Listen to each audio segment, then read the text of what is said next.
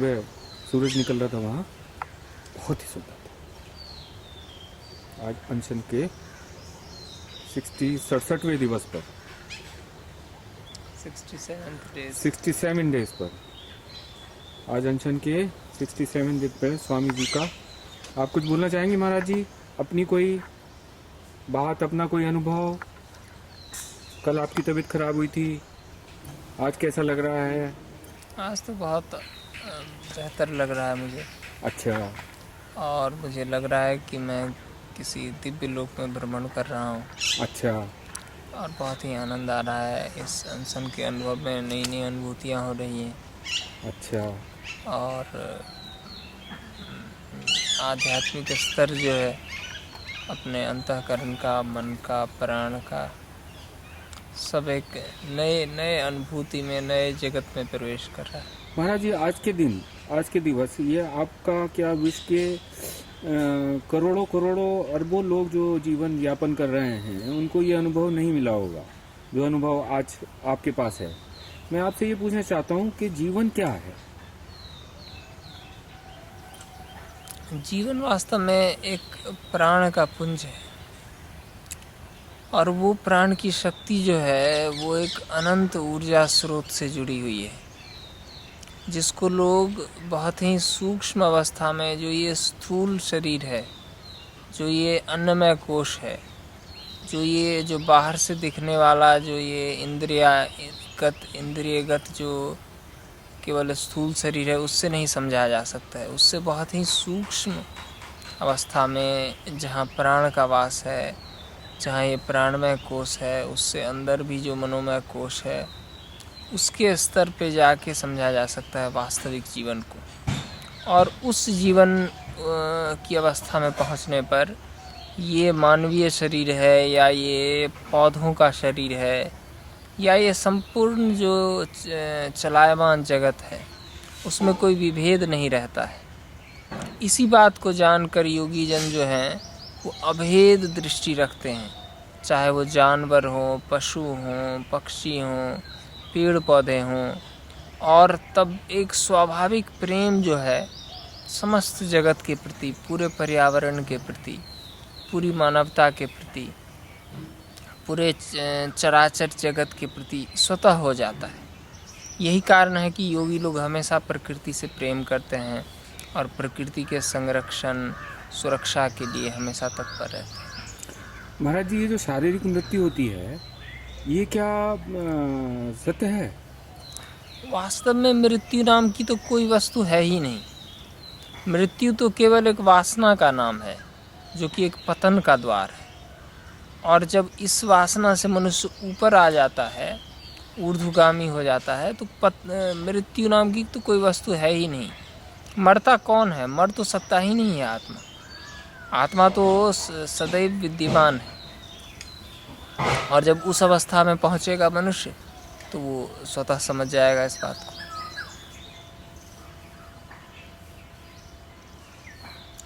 आज इस आध्यात्मिक अनुभूति जो विश्व के कल्याण के लिए है और समस्त संसार को के पर्यावरण की शुद्धि के लिए और लोगों को भ्रष्टाचार मुक्त रहने के लिए है,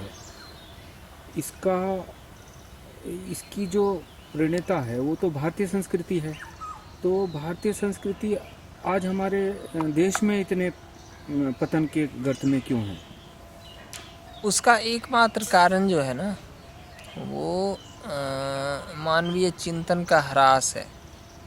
थोड़ा सा मानवीय चिंतन जो स्वार्थपरक हो गया है, वो थोड़ा सा हटके अगर निस्वार्थ हो जाए, जो हमारा वैदिक चिंतन का मूल है, तो ये समस्त बातें स्वतः जागृत हो जाएंगी। क्योंकि हमारे वैदिक चिंतन में सबसे पहले केवल इस आत्मा का, इस शरीर के लिए छोड़ के वो इस शरीर से बाहर की चिंतन पे जाता था। और बाद में ये सब अपने स्वार्थ में निहित हो गया। जब से ये स्वार्थ में निहित हो गया, तब से ये पतन हुआ है। लोग थोड़ा सा निस्वार्थ हो जाएं तो अपने आप समझने लगेंगे कि ये जो एक केवल शरीर तक सीमित मानसिकता है, वो वास्तव में शरीर से नहीं लेके पूरा एक व्यापक है, पूरा एक समाज को लेके है, देश को लेके है, राष्ट्र को लेके है, मानवता को लेके है, पूरे इस ब्रह्मांड को लेके है।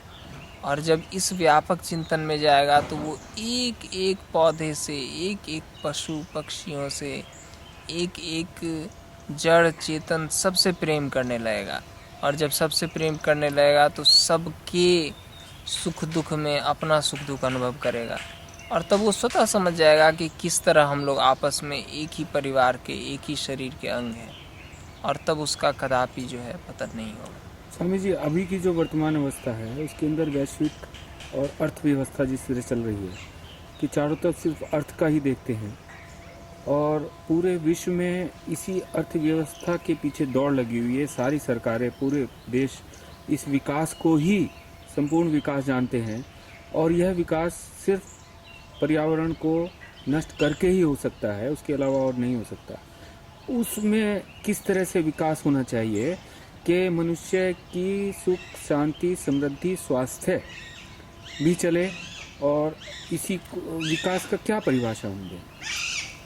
दरअसल जो एक लक्ष्य चिंतन है ना, उसी में अभाव हो गया है। हमारे वैदिक युग में लक्ष्य जो था चिंतन का, वो एक आनंद और कल्याण का था। उससे हट के शारीरिक सुख तक ये लक्ष्य आ गया है।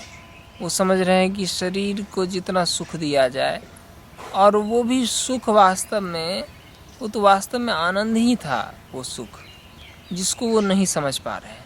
लेकिन इसका भी अब एक्सट्रीम आ गया है, जब उनको ये सोचने को बाध्य होना पड़ रहा है कि ये जो शरीर का सुख जिसको वो इतनी महत्ता दे रहे हैं, वो सुख वास्तव में उनको पतन के गर्त में लिए जा रहा है। और ये चिंतन अब घूम के आ रही है कि वही वैदिक चिंतन जो है वो सही था, जिसमें कि शरीर का सुख न देख के वो एक आत्मा के कल्याण और त्याग में निहित होना चाहिए, तभी मनुष्य सुखी रह पाएगा। तो ये सारी अर्थव्यवस्था को अब घूम के फिर से उसी वैदिक चिंतन में आना पड़ेगा, जहाँ पर कि उनको ये विचार करना पड़ेगा कि इस शरीर के सुख से हटके हम शरीर को आनंद के तरफ मोड़ने का चेष्टा करें, तभी हम वास्तव में सुखी हो पाएंगे, शारीरिक रूप से, मानसिक रूप से और आत्मिक रूप से। स्वामी जी, ये आपका लगातार अनशन जो आज 67वां दिन हो चुका है, जिसमें आप खाली नींबू पानी और नमक ही ले रहे हैं, उस दिन आके आप ये कह रहे हैं कि ये प्राण एक है, तो क्या समस्त ब्रह्मांड का प्राण एक ही है? बिल्कुल, सारे ब्रह्मांड का प्राण एक है। तभी तो कारण है कि कहीं ब्रह्मांड में किसी एक प्राण को अगर क्षति की जाती है तो उसका प्रभाव पूरे ब्रह्मांड पे पड़ता है। हम अगर एक पौधे को यहाँ काटते हैं, एक पेड़ को काटते हैं, तो उसका प्रभाव पूरे ब्रह्मांडीय पर्यावरण पे पड़ता है, पूरे ब्रह्मांडीय मानसिकता पे पड़ता है। एक पक्षी को, पशु को मारते हैं, उसका प्रभाव पूरे ब्रह्मांड पे पड़ता है। अगर ये एक ना होता तो ये कैसे प्रभाव पड़ता?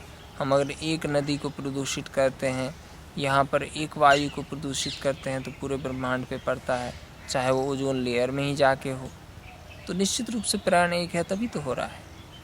तो ये जब एक प्राण है और हम उसके एक छोटे छोटे प्राण के हिस्से हैं, तो सार्वभौमिक प्राण चला कौन रहा है? वही तो एक विराट प्राण है जो निरपेक्ष है। वही एक मुख्य प्राण जिसको वेदों में कहा गया है, प्राणो हि यस्य सर्वभूतैर्विभाति विजानन् विद्वान् भवते नातिवादी आत्मक्रीडा आत्मरतिः क्रियावानेश ब्रह्मविदांग वरिष्ठा। तो वही एक मुख्य प्राण है जिसका ये अलग अलग मैनिफेस्टेशन है।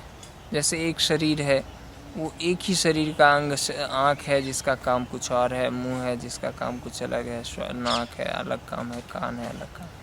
उसी तरह एक मुख्य प्राण का अलग अलग मैनिफेस्टेशन। इस मानव के इस सर्वोच्च उत्थान की अनुभूति के बाद में मानव को कर्म क्या करने चाहिए? मानव को एक सहज कर्म करना चाहिए। सहजं कर्म कौन्तेय सदोषमपि न त्यजेत। कहते हैं कि एक सहज, जहाँ वो जन्म लेता है, जहाँ वो जहाँ जहाँ पर उसको जो उत्तरदायित्व मिलता है, जो सामने का प्रत्यक्ष जो कर्म प्रकृति उसके सामने रख देती है, उस कर्म को देखते हुए अपने विवेक के अनुसार उसको वही कर्म करना चाहिए।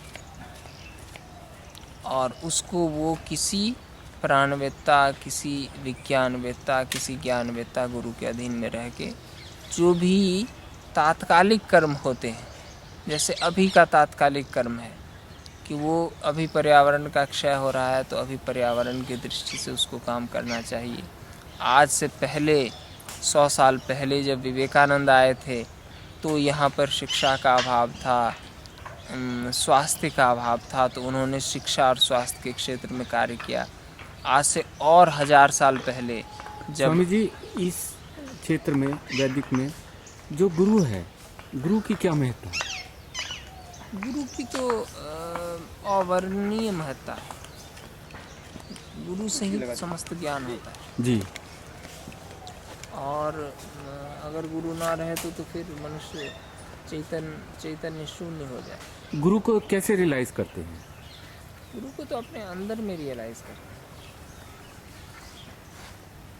वही गुरु जब तक अंतःकरण इतना चेतन नहीं हो जाता है कि अपना अंतःकरण ही, अपने अंतःकरण के गुरु का निर्देश प्राप्त लोग स्वयं कर सके, तब तक तो जो गुरु के जो बाह्य प्रतीक हैं वही वो दिशा निर्देश करते हैं। आज इस दिवस में, अनशन के इतने दिनों के बाद में, आपका इस सत्याग्रह और इसके लक्ष्य की प्राप्ति हेतु क्या विचार है? क्या आगे आपका भविष्य का सोच है कि ये लक्ष्य पूरा होगा नहीं होगा, खनन बंद होगा नहीं होगा, सरकार आपकी बात मानेगी नहीं मानेगी? ये तो विचार और चिंतन का विषय ही नहीं है।